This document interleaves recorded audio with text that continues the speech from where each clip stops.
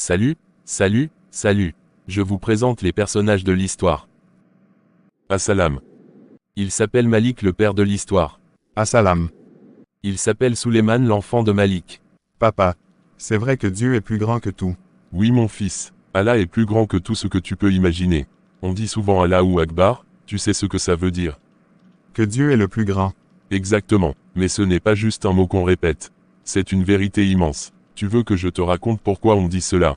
Oui papa, raconte-moi. Très bien, allons faire une petite promenade, et je vais te montrer comment chaque chose autour de nous montre la grandeur d'Allah.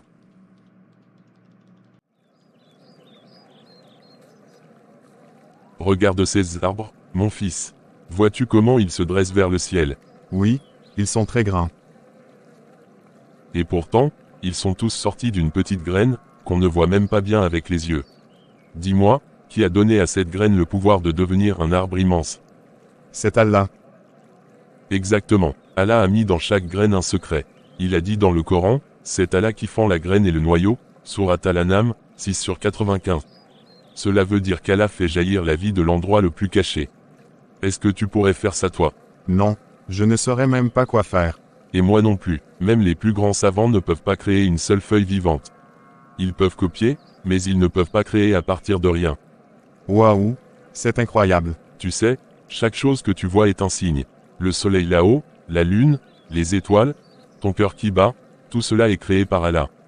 Et tout obéit à ses ordres. Comment ça? Obéis à ses ordres. Eh bien, le soleil ne se lève jamais en retard, n'est-ce pas? Il se lève tous les matins, à l'heure. Il ne se fatigue pas. C'est vrai, même quand je dors, il est là.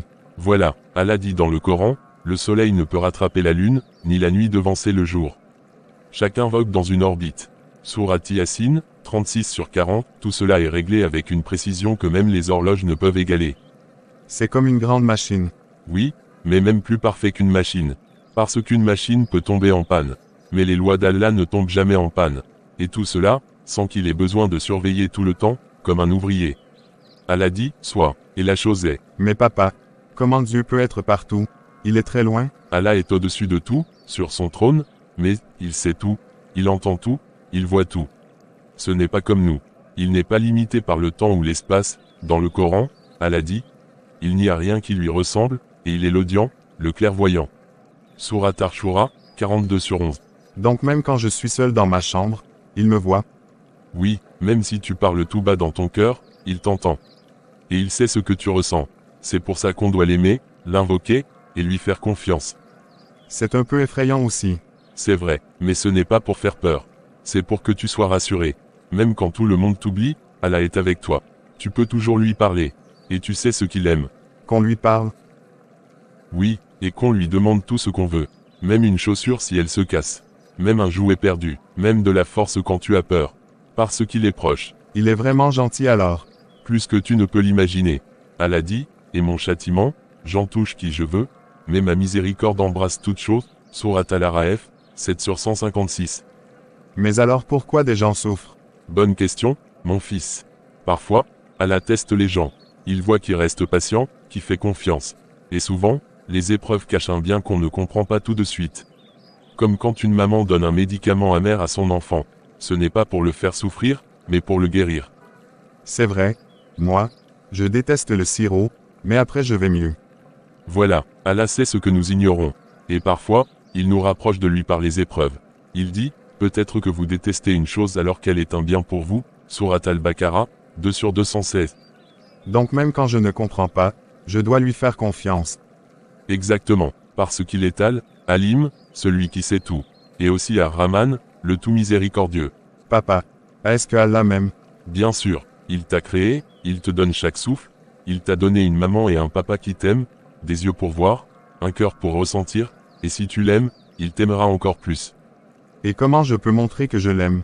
En le remerciant, en lui obéissant, en priant, en faisant du bien aux autres. Le prophète a dit que celui qui aime Allah le plus, c'est celui qui fait le plus de bien aux autres. Je vais essayer de bien me comporter alors. C'est tout ce qu'Allah veut. Il veut que tu le connaisses, que tu l'aimes, et que tu sois un bienfait pour les gens. Et n'oublie jamais qu'il te voit toujours, et qu'il t'aime plus que moi encore. Même plus que toi. Oui, mon fils, parce que moi, je suis un père. Mais lui, il est le créateur de ton âme. Il t'a aimé avant que je ne te connaisse. Le soleil commence à se coucher. Le père et le fils regardent le ciel qui change de couleur.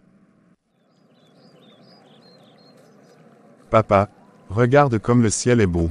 Oui, et tout cela n'est qu'un des signes de la grandeur d'Allah. Et c'est la fin de notre histoire.